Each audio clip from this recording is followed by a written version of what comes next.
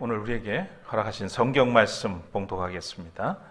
시편 51편 10절에서 13절, 사도행전 4장 18절에서 20절 말씀입니다. 먼저 시편 51편 10절에서 13절까지의 말씀입니다. 아, 하나님, 내 속에 깨끗한 마음을 창조하여 주시고 내 속을 견고한 심령으로 새롭게 하여 주십시오. 주님 앞에서 나를 쫓아내지 마시며 주님의 성령을 나에게서 거두어 가지 말아 주십시오. 주님께서 베푸시는 구원의 기쁨을 내게 회복시켜 주시고 내가 지탱할 수 있도록 내게 자발적인 마음을 주십시오. 반역하는 죄인들에게 내가 주님의 길을 가르치게 하여 주십시오. 죄인들이 주님께로 돌아올 것입니다. 사도행전 4장 18절에서 20절입니다. 그런 다음에 그들은 그 두 사람을 불러서 절대로 예수의 이름으로 말하지도 말고 가르치지도 말라고 명령하였다. 그때 베드로와 요한은 대답하였다. 하나님의 말씀을 듣는 것보다 당신들의 말을 듣는 것이 하나님 보시기에 옳은 일인가를 판단해 보십시오. 우리는 보고 들은 것을 말하지 않을 수 없습니다. 이는 하나님의 말씀입니다.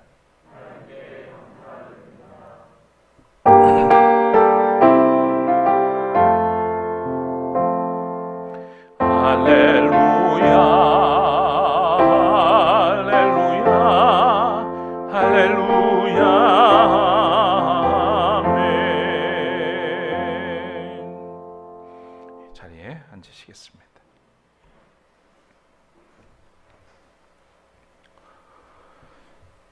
가을이 깊었습니다. 사색과 성찰의 계절입니다. 그렇지만 불안한 경제 지표와 민생은 사라지고 정쟁만을 일삼는 정치권의 무도함, 그리고 잦아들지 않는 한반도의 긴장감은 국민의 일상을 뿌리째 흔들어 놓고 있습니다.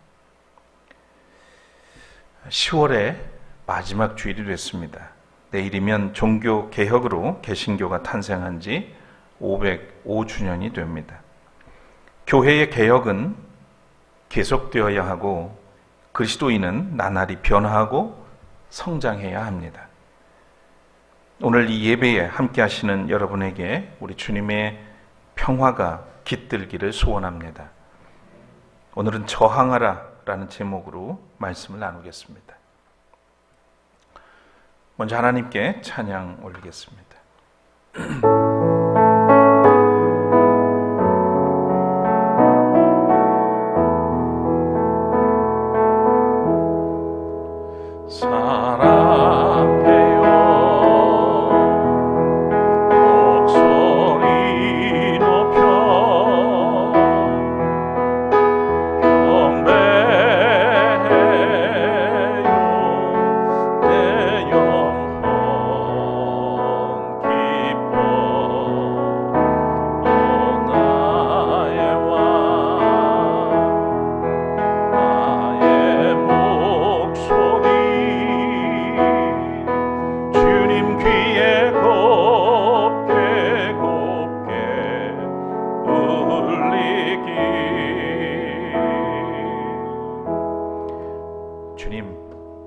우리에게 생명을 주시고 또 거룩한 예배를 드릴 수 있도록 이 자리로 이끌어 주시는 은혜 감사드립니다. 이 시간 마음을 비우고 또 생각을 내려놓고 오직 주의 말씀에 경청할 수 있도록 성령을 통해서 이끌어 주옵소서. 주님의 뜻이 우리 가운데서 온전하게 펼쳐지고 이루어지고 성취되기를 원합니다.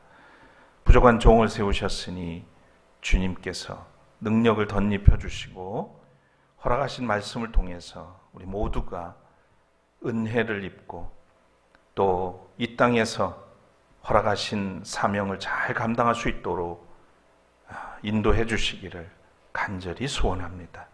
모든 영광 주께 돌리며 예수 그리스도 이름으로 기도드립니다. 아멘.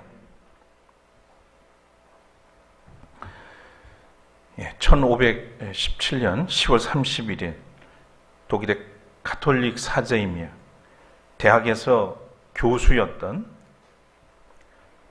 마틴 루터가 부패한 가톨릭의 교리와 제도에 대해서 95개 조항의 반박문을 발표하는 사건을 계기로 16세기 유럽의 종교개혁 운동이 전개되었습니다.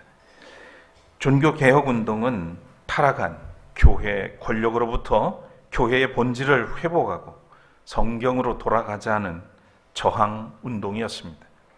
그래서 개신교를 프로테스탄트라고 하죠. 이 프로테스탄트는 저항하다라고 하는 뜻입니다. 라틴어로 프로테스타티오라고 하는 말에서 유래했습니다. 1521년 4월 16일 독일 보름스 제국 의회가 열립니다. 황제 카를 5세를 비롯해서 가톨릭 권력자들은 마틴 루터를 불러서 자신의 잘못을 인정하고 모든 저술에서 밝힌 것에 대해서 그 모든 주장을 철회하고 펴낸 모든 책들을 불에 태울 것을 요구를 합니다.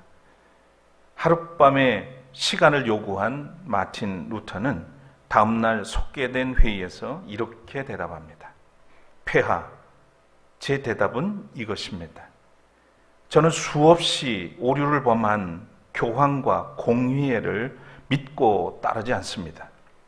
제 양심과 성경에서 직접 가르쳐 주지 않는 한 저는 철회할 수도 없고 철회하지도 않겠습니다. 오 하느님, 저를 도우소서. 제가 여기 있나이다. 제가 여기 있나이다. 하나님께 간구를 했습니다. 이 말은 저항이라고 하는 종교개혁의 정신에 있어서 상징이 되었습니다. 종교개혁과 기독교의 저항 정신은 사실 이 이전에도 있었고 이후에도 계속되어 왔습니다. 성서에는 저항하다라는 용어가 등장하지 않지만 성서 전체에는 불의와 거짓, 하나님의 뜻을 거스르는 일들과 성령이 하시는 일을 회방하는 것에 대해 저항하라고 합니다. 그래서 이 땅에 오직 거룩하신 하나님의 뜻과 그의 나라를 이룩할 것을 권고하고 있죠.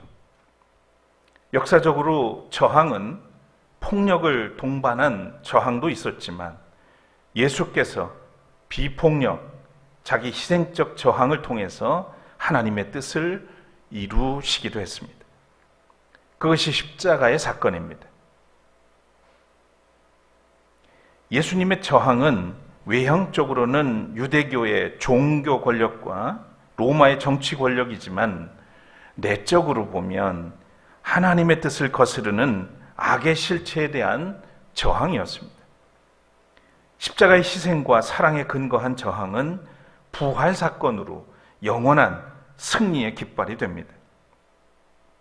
그래서 기독교 역사에는 사도들을 비롯한 순교자의 행렬이 이어졌습니다. 오늘 신약 성서 본문의 배경이 바로 이 예수 그리스도의 십자가와 부활이죠.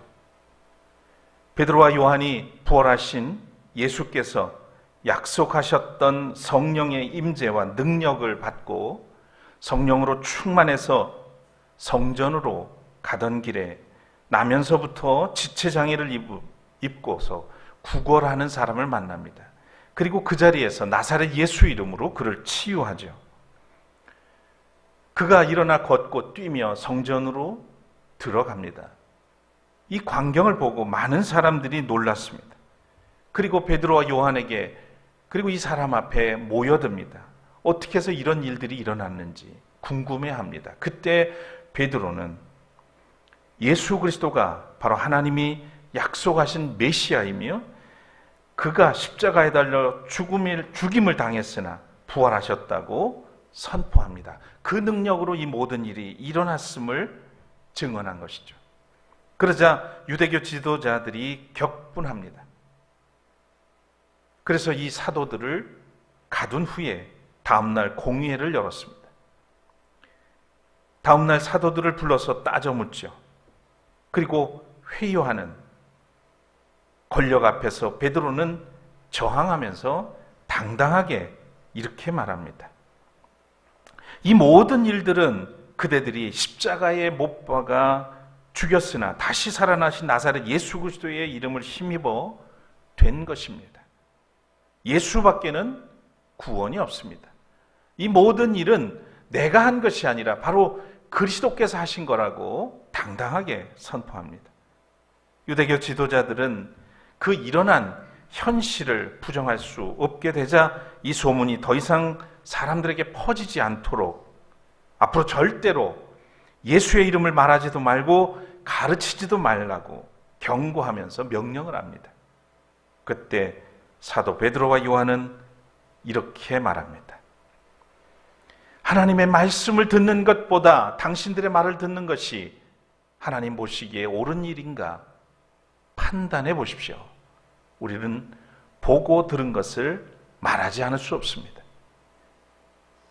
내가 주님의 제자로 살아오면서 보고 듣고 행했던 많은 일들을 내가 알고 있는데 그것을 어찌 모른다고 내지는 침묵하며 지낼 수 있겠습니까? 저항했던 것이죠. 세상에 하나님의 뜻을 거스르는 거대한 악의 실체가 엄연히 존재합니다. 진리를 거부하고 거짓과 분열로 하나님의 창조 세계를 파괴하며 사람들을 지배하려는 어둠의 세력이지요. 하나님은 그들의 손아귀에서 사람을 구원하여 자유를 주시기 위해서 독생자를 제물로 삼으셨지만 사람들은 좀처럼 구원의 길을 따르지 않습니다. 저항하지 않고 어둠의 세력에 묻혀서 살아갑니다. 모든 권세가 하나님으로부터 나오지만 권세를 위임받은 이들은 권력을 이용해서 불의한 일을 행하고 자기 배를 채우려 합니다. 이것은 어디에나 있는 것 같이 보이지만 사실은 이 땅이 악의 실체가 이렇게 만들어가고 있다는 사실을 주님은 간파하셨고 예수 그리스도를 믿고 따르는 사람들은 그것을 명확하게 압니다. 그래서 목숨을 걸고서라도 저항하게 되는 거죠. 여러분, 저항은 불법이 아닙니다. 저항은 믿음입니다. 저항은 사랑입니다. 저항은 좁은 길이지만 진리요 생명의 길로 나아가는 것입니다. 구원의 길입니다. 하나님의 뜻을 이루는 길이죠. 그래서 구약의 예언자들도 참으로 거북하고 낯선 일이지만 하나님의 부름을 받고 백성들을 향해서 회개하고 돌아오라고 외쳤습니다. 예수께서도 아버지의 뜻을 이루시기 위해서 묵묵히 십자가를 지셨습니다. 사도들은 주님의 길을 따라 순교의 길로 나섰습니다. 그것은 거짓과 불의에 맞서는 저항이었던 겁니다. 하나님의 살아계심을 믿는다면 침묵할 수가 없습니다. 진리 안에 살아가는 사람이라면 자유함을 얻고 주체적으로 살아갑니다. 저항의 반대는 길들여지는 것입니다. 저항할 줄 아는 믿음의 사람은 거짓과 불의에 길들여지지 않습니다. 당당하고 유연하게 살아갑니다. 살아있는 것은 유연합니다. 반대로 죽은 것은 뻣뻣하죠. 여러분, 거센 바람이 불거나 태풍이 불면 살아있는 나무들은 그 바람에 흔들거립니다. 이렇게 거센 바람이 부는데도 뻣뻣하게 서 있다면 그것은 죽은 나무죠. 바람에 흔들리는 것은 나약해 보이지만 유연하게 그 바람에 저항하고 있는 겁니다. 살아있다는 증거죠. 우리도 우아하게 저항할 줄 알아야 합니다. 때로는 거침없이 저항할 때도 있어야 하죠. 그리고 품격 있게 저항할 수 있다면 얼마나 좋을까요? 저항의 대상은 타자만이 아닙니다. 우리의 내면을 향해서도 저항이 필요합니다. 무기력함, 내 안에 있는 나태함, 열등감, 시기와 질투심, 불안과 두려움, 그리고 탐심까지도 저항할 수 있어야 합니다. 무엇보다 이 모든 것의 원인이 되는 죄에 대해서 저항할 수 있어야 하죠. 종교개혁자 마틴 루터도 어려서부터 두려움과 공포의 노예처럼 살았습니다. 그래서 광물 사업가인 한스 루터 아버지 뜻을 따라서 법률가의 길을 가려고 했어요. 아마 제가 보니까 사업을 하다 보면 여러 가지 문제들이 있잖아요. 복잡한 문제. 그러니까 아들을 통해서 아마 그 문제를 해결하려고 했던 것 같아요.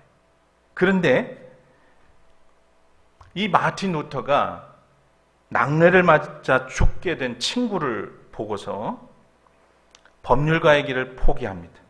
그 길로 바로 수도사가 되죠. 그렇지만 그 삶의 공포는 사라지지 않았습니다. 사제가 돼서 로마에 가기도 하고 그곳에서 고행하면서 수행하는 것을 보고 그도 무릎으로 계단을 오르면서 그 수행을 합니다. 그렇지만 여전히 그의 마음에는 자유함이 없었습니다. 게다가 설상가상으로 교황청의 비리를 보게 되죠. 거기서 충격을 받고 돌아옵니다. 그러면서 교회의 제도가 진리가 아니며 그것이 자유를 줄 수 없음을 깨닫게 되죠. 그래서 성서로 돌아가자 생각을 하고 하나님의 말씀을 탐구합니다. 결국 그는 성서에서 답을 찾습니다. 인간의 모든 불안과 두려움의 원인이 죄이고 또 믿음으로 죄에서 구원받아야 살 수 있다는 사실을 깨닫게 된 겁니다. 그를 해방시킨 말씀은 바로 로마서 1장 17절입니다. 함께 읽었으면 좋겠습니다. 함께 읽겠습니다. 하나님의 의가 복음 속에 나타납니다. 이 일은 오로지 믿음에 근거하여 일어납니다. 이것은 성경에 기록된 바 의인은 믿음으로 살 것이다 한 것과 같습니다. 의인은 믿음으로 살 것이다. 죄에 대하여 저항하지 못하면 죽음에 이르게 되는 것입니다. 숨을 쉬지만 산 것이 아니죠. 마틴 루터는 자신의 죄에 저항할 수 있었기 때문에 세상과 종교의 불의에 대해서 저항할 수 있었습니다. 우리도 마찬가지 아니겠습니까? 오늘 시편 51편의 한 부분을 읽었습니다. 다윗의 참회 시로 유명한 시편이기도 합니다. 지금까지 여러분은 이 시를 어떻게 읽으셨는지 모르겠지만 저는 무너진 한 사람의 상한 심령, 찢어진 마음을 가지고 자신의 그 무너짐에 저항하는 모습을 보게 됐습니다. 다윗의 상황을 현실적으로 상상하며 읽다 보면 이 시 한 구절 한 구절이 무너진 자신과 자신을 무너지게 한 죄성과 욕망에 저항하고 있는 저항시로 읽혀집니다. 1절에 보면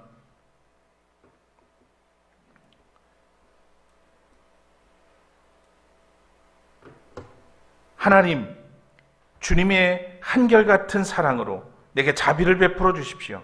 주님의 크신 긍휼을 베푸시며 내 반역죄를 없애 주십시오. 14절에는 하나님, 나를 구원하시는 하나님, 내가 살인죄를 짓지 않게 지켜주십시오. 살인죄가 나옵니다. 반역죄가 나옵니다. 다윗이 무슨 살인죄를 저질렀습니까? 충신 우리아의 아내 밧세바를 취하기 위해서 전쟁터에서 죽게 했습니다. 권력을 이용한 간접 살인죄입니다. 나단 선지자가 와서 대놓고 당신이 죄인이라고 말하죠. 다윗은 영광의 정점에서 파렴치 하늘로 추락해 버렸습니다. 이 나단 선지자의 돌직구에 놀랐는지 다윗은 죄를 인정하고 하나님을 향한 참회와 회개의 기도를 하게 된 겁니다. 여러분, 회개는 죄에 대한 저항입니다. 핑계는 자기 방어지만 회개는 자신에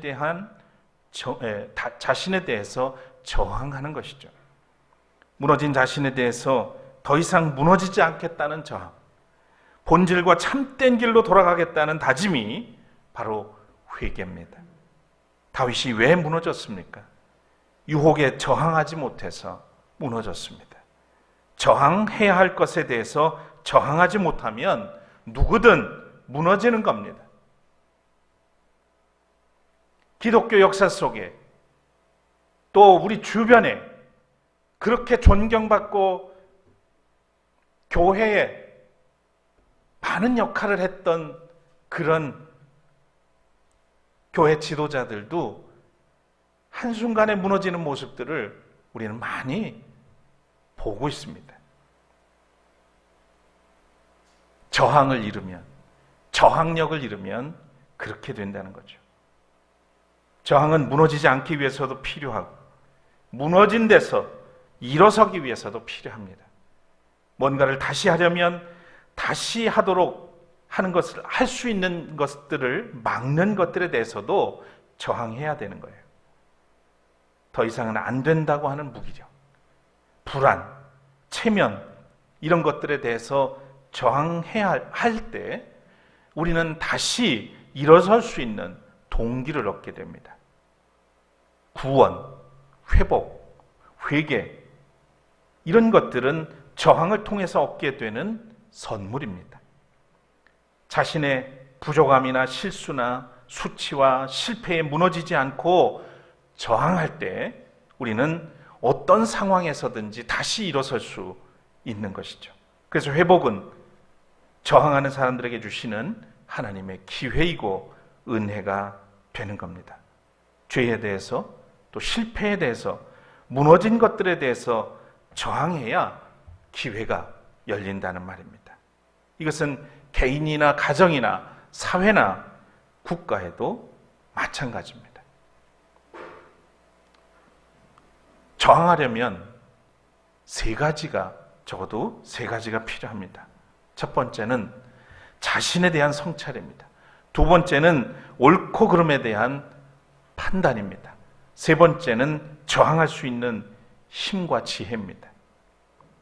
저항은 자기를 성찰하는 데서부터 시작이 됩니다.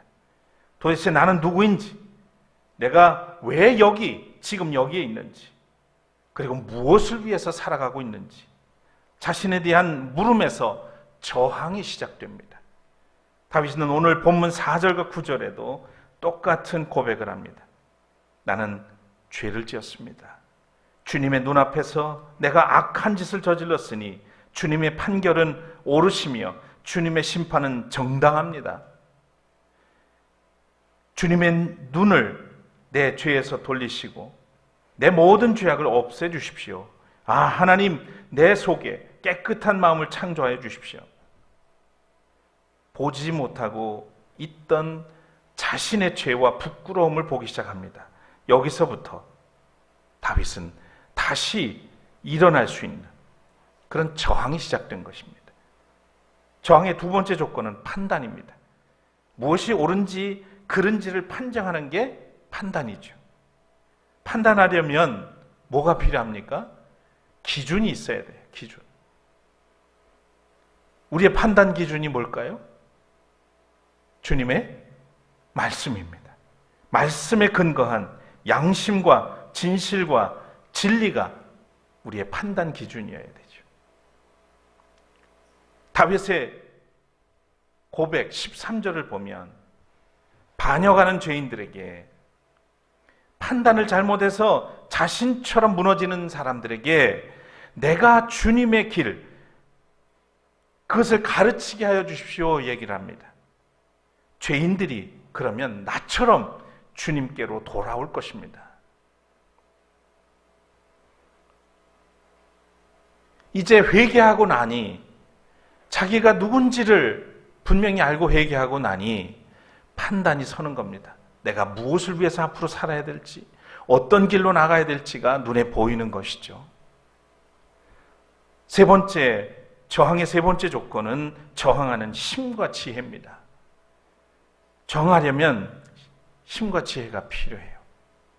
성찰과 판단을 통해서 분별하고 발견했다면 다윗처럼 상하고 통회하는 마음을 가지고 저항해야 되는 겁니다.